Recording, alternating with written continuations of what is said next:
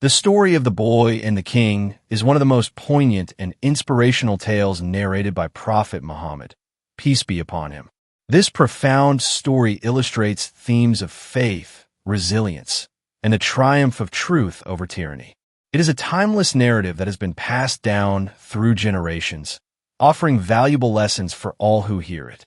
In this story, we encounter a young boy who, through his unwavering faith and bravery, challenges the oppression of a tyrannical king, ultimately becoming a symbol of divine truth and courage. In a kingdom ruled by a cruel and oppressive king, there lived a young boy known for his sharp intellect and keen sense of curiosity. The boy, who was eager to learn, sought knowledge wherever he could find it. His quest for understanding led him to a wise and pious monk who lived in seclusion at the edge of the kingdom. This monk was known for his deep wisdom and his unwavering faith in the one true God. Despite the risk, the boy decided to approach him, hoping to learn from his vast reservoir of knowledge. The monk, seeing the boy's earnestness and potential, took him under his wing. He taught the boy about the true faith and the ways of righteousness, emphasizing the importance of worshiping the one true God. The boy was a quick learner, absorbing the teachings with remarkable speed and understanding. He learned about the power of prayer, the virtues of patience and humility, and the strength that comes from unwavering faith. Under the monk's guidance, the boy's faith grew stronger with each passing day. He began to see the world through a different lens, understanding the divine order and the importance of living a righteous life. The bond between the boy and the monk grew, their relationship evolving into one of mentor and disciple, grounded in mutual respect and the pursuit of truth.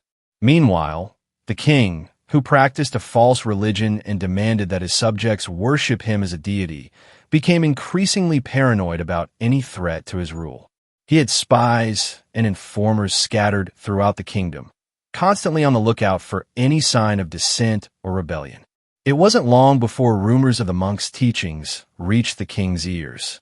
The idea of a monk spreading a faith that contradicted his own decrees was intolerable to the king, and he decided to act swiftly. The king ordered his soldiers to find and capture the monk, intending to put an end to his influence. Despite the king's harsh decree, the boy continued to visit his mentor in secret, sneaking through hidden paths and dense forests to reach the monk's secluded abode. The boy's determination and bravery were remarkable, and the monk, sensing the growing danger, intensified his efforts to impart as much knowledge and wisdom to the boy as possible. One day, while on his way to visit the monk, the boy encountered a ferocious beast blocking the path of the townspeople. The beast was enormous, with sharp claws and menacing eyes, and it had been terrorizing the villagers for days. The people were terrified, unable to pass, and the path had become deserted, save for the boy who dared to tread it. Drawing on his faith, the boy picked up a stone from the ground and prayed to God for help. He asked for strength and courage, trusting in the divine power he had come to believe in so deeply. With a steady hand and unwavering resolve, he threw the stone at the beast. By the grace of God, the stone struck the beast with such force that it fell dead, clearing the way for the villagers. The townspeople who had witnessed the event were astonished by the boy's courage and the miracle they had just seen. News of the boy's miraculous feat spread quickly through the kingdom, reaching the ears of the king. Intrigued and suspicious, the king summoned the boy to his court, wanting to see for himself the boy who had performed such an extraordinary act. The boy, despite knowing the danger, went to the king's court, his faith unshaken and his demeanor calm. When the boy arrived at the court, the king looked him over, trying to discern the source of his strength and courage. The boy's calm demeanor and unshaken faith intrigued the king, who demanded to know the source of his power. The boy, unafraid and unwavering, proclaimed his belief in the one true God and attributed the miracle to divine intervention. The king, enraged by the boy's defiance and refusal to renounce his faith, ordered that the boy be subjected to severe punishments. The boy was thrown into a dungeon, his hands and feet bound in heavy chains. The king hoped that the dark and cold cell would break the boy's spirit, but he remained resolute. In the darkness, the boy prayed for strength and guidance, his faith providing him with an inner light that the king's cruelty could not extinguish. Days turned into weeks, and each day the boy faced new trials. He was starved, beaten, and subjected to harsh interrogations. Yet, despite the severe trials, the boy's faith did not waver. He continued to pray, seeking solace and strength from his belief in the one true God. Each time the king's men tried to break him, he emerged unscathed, protected by his unwavering faith and the mercy of God. The boy's resilience and the miracles surrounding him began to inspire the people of the kingdom. Whispers of the boy's faith and the power of his God spread among the townspeople, who began to question the king's authority and the false religion he imposed. The king, realizing that his power was being undermined, grew more determined to crush the boy's spirit and eliminate the growing threat to his rule. The boy's unwavering faith and the miracles that followed him became a beacon of hope for the oppressed people of the kingdom. They saw in him a symbol of divine truth and a testament to the power of belief. The boy's story spread far and wide, reaching even the most remote corners of the kingdom. His courage and resilience inspired many to reconsider their own beliefs and to question the legitimacy of the king's rule. Despite the king's relentless efforts to suppress the boy's influence, the boy continued to stand firm in his faith. His actions and the miracles he performed became a rallying point for those who yearned for freedom from the king's tyranny. The boy's faith had ignited a spark of hope in the hearts of the people, a spark that the king could not extinguish. As the boy's influence grew, so did the king's desperation. He knew that he had to find a way to break the boy's spirit once and for all, or risk losing his grip on the kingdom. The stage was set for a final, decisive confrontation between the boy's unwavering faith and the king's oppressive rule. The outcome of this battle would determine the fate of the kingdom and the future of its people. The king's fury knew no bounds. The boy's miraculous survival and the spreading influence of his faith had driven the ruler to a point of uncontrollable rage. The idea that a mere child could defy his authority and inspire rebellion among the people was intolerable. Determined to crush the boy's spirit and make an example of him, the king devised a series of increasingly brutal punishments. The king ordered the boy to be brought before him, and as the boy stood in the grand, opulent hall of the palace, the king's eyes burned with anger. The boy, however, remained calm, his faith giving him strength. The king, hoping to break the boy's spirit through sheer fear, began his series of tortures. First, the boy was tied to a large stake in the middle of the marketplace, where all could see. The king commanded his strongest soldiers to whip the boy mercilessly. The crowd gathered, drawn by the spectacle, their faces a mixture of horror and awe. Each lash that struck the boy's back was met with a prayer on his lips, a testament to his unyielding faith. Despite the searing pain, he did not cry out or beg for mercy. His silence, a powerful statement of his inner strength. The people watched in silence, their hearts moved by the boy's courage. As the punishment continued, whispers spread through the crowd, murmurs of admiration for the boy's resilience and questions about the faith that gave him such strength. The king, noticing the growing sympathy for the boy, grew even more enraged. He could see that his plan was backfiring. Instead of breaking the boy's spirit, he was becoming a martyr in the eyes of the people. Next, the king ordered that the boy be thrown into a pit filled with wild beasts. The pit was deep, its sides steep and impossible to climb. It was a place where prisoners were sent to meet a gruesome end.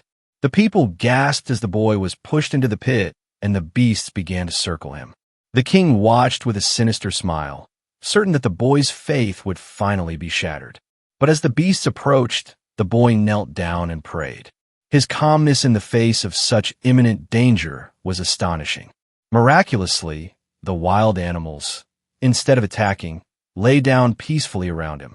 It was as if a divine presence had tamed their savage instincts.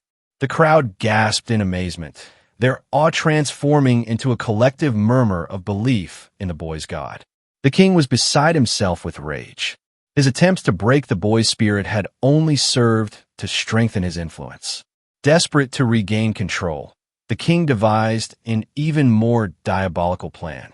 He ordered that the boy be tied to a large stone and thrown into the deepest part of the ocean, believing that this would surely end the boy's defiance. The soldiers took the boy to the shore where a large crowd had gathered to witness the grim spectacle. The boy was bound to the stone, and the soldiers began to push it towards the edge of a cliff overlooking the turbulent sea. As they prepared to cast him into the water, the boy prayed once more, placing his trust in God's hands. As the stone plunged into the water, dragging the boy with it, the crowd held its breath. Moments passed, and just when it seemed certain that the boy had met his end, a wave surged, lifting the stone and the boy to the surface. The bindings miraculously loosened, and the boy was carried gently to the shore by the waves. He emerged from the sea unharmed, his faith once again proving unshakable. The people witnessing yet another miracle were filled with an overwhelming sense of awe and reverence. Many openly proclaimed their belief in the one true God, inspired by the boy's unwavering faith and the divine interventions that had saved him. The king, watching from the shore, felt his grip on power slipping away. His subjects were no longer afraid of him. Instead, they were drawn to the boy's God, whose power had been so clearly demonstrated. The king knew he had to act quickly to regain control. In a final desperate attempt, he decided to consult with his closest advisors and devise a plan that would end the boy's influence once and for all. He called a secret meeting in his palace, where he laid out his next move. The advisors, sensing the king's desperation, proposed a public spectacle that would leave no room for doubt about the boy's fate. The king ordered that a large arena be prepared for the execution. It was to be a grand event, attended by all the nobles and the common folk alike. The boy would be tied to a stake in the center of the arena, and archers would be instructed to shoot him with arrows.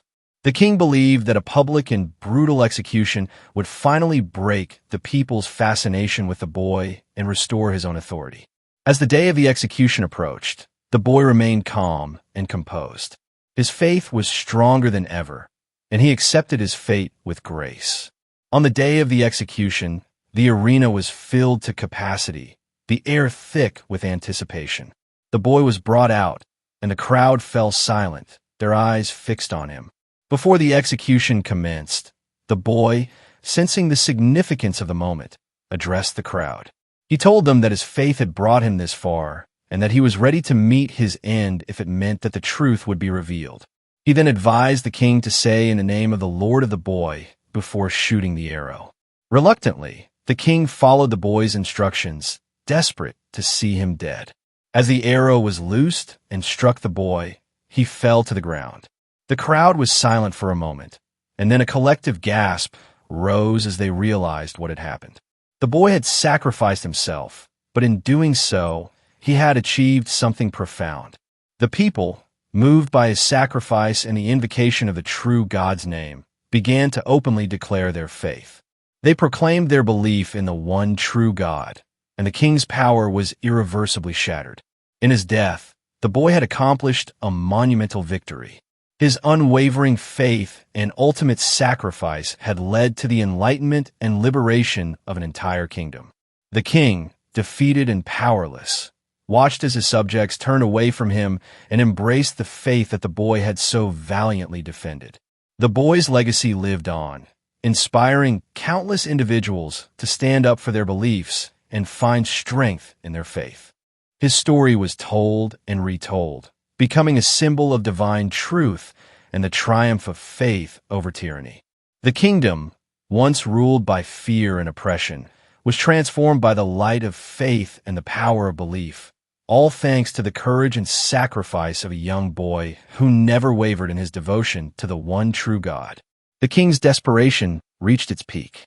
He could no longer tolerate the boy's defiance and the growing rebellion among his people. The boy's unwavering faith in the miracles that surrounded him had not only threatened the king's authority, but it also ignited a spark of hope among the oppressed citizens. The king knew he had to take drastic measures to restore his rule and eliminate the boy once and for all.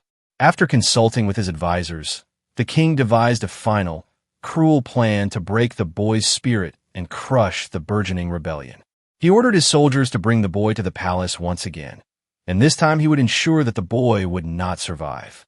The king decided that the boy would be thrown from the highest cliff in the kingdom, a place known for its treacherous rocks and violent waves below.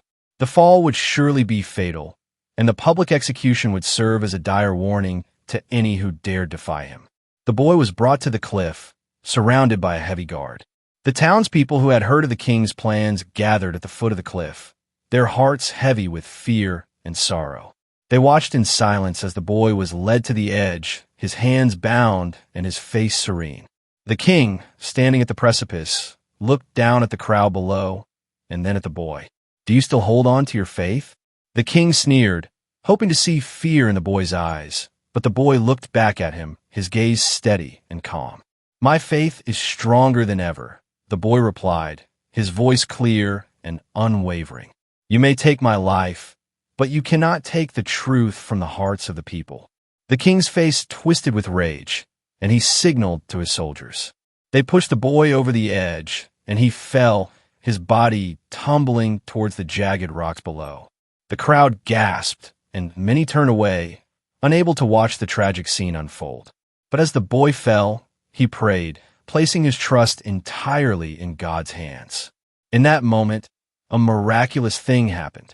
A gust of wind caught the boy, slowing his descent and gently carrying him to the ground. He landed safely, unharmed by the fall. The people witnessing this incredible event erupted in cheers and praises for the boy's God. The king, watching from above, was struck with a mix of fear and disbelief.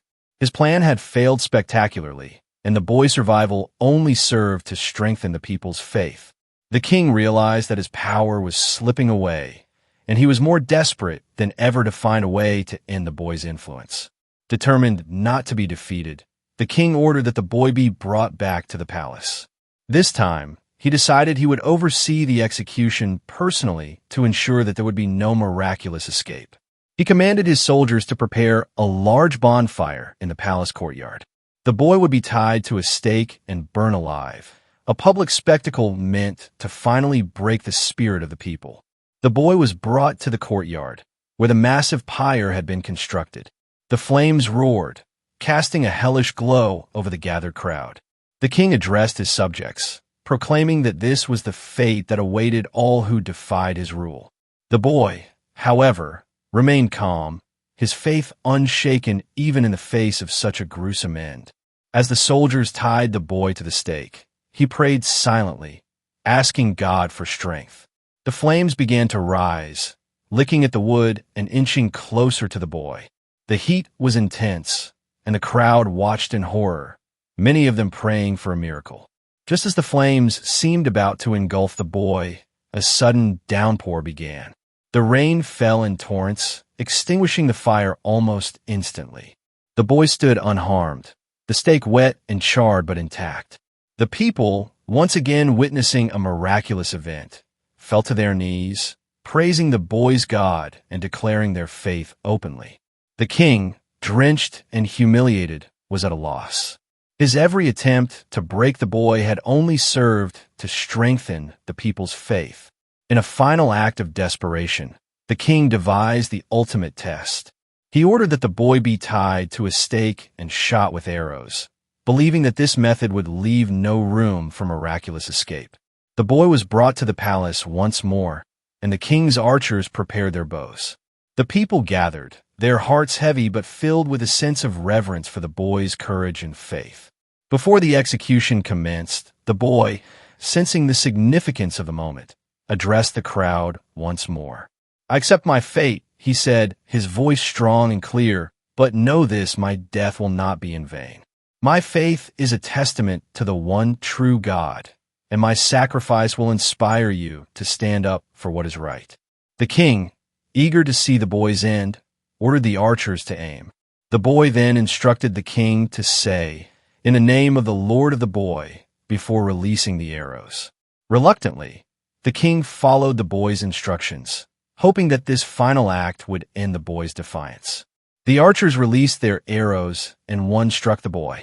He fell to the ground, succumbing to his injuries. For a moment, the crowd was silent, the weight of the boy's sacrifice hanging heavy in the air. Then, as if moved by a collective realization, the people began to declare their faith in the one true God, inspired by the boy's unwavering belief and ultimate sacrifice. The king, witnessing the outpouring of faith and the collapse of his authority, knew that he had been defeated. The boy's death had only served to strengthen the people's resolve. His spirit broken, the king retreated to his palace, his power irreversibly shattered. In the aftermath of the boy's sacrifice, the kingdom underwent a profound transformation. The people, inspired by the boy's courage and faith, began to openly practice the true faith. The boy's story spread far and wide, becoming a symbol of divine truth and the triumph of faith over tyranny. His legacy lived on, inspiring countless generations to stand up for their beliefs and to find strength in their faith. The kingdom, once ruled by fear and oppression, was transformed by the light of faith and the power of belief. The boy's courage and sacrifice had liberated the people, showing them that truth and faith were more powerful than any tyrant's rule.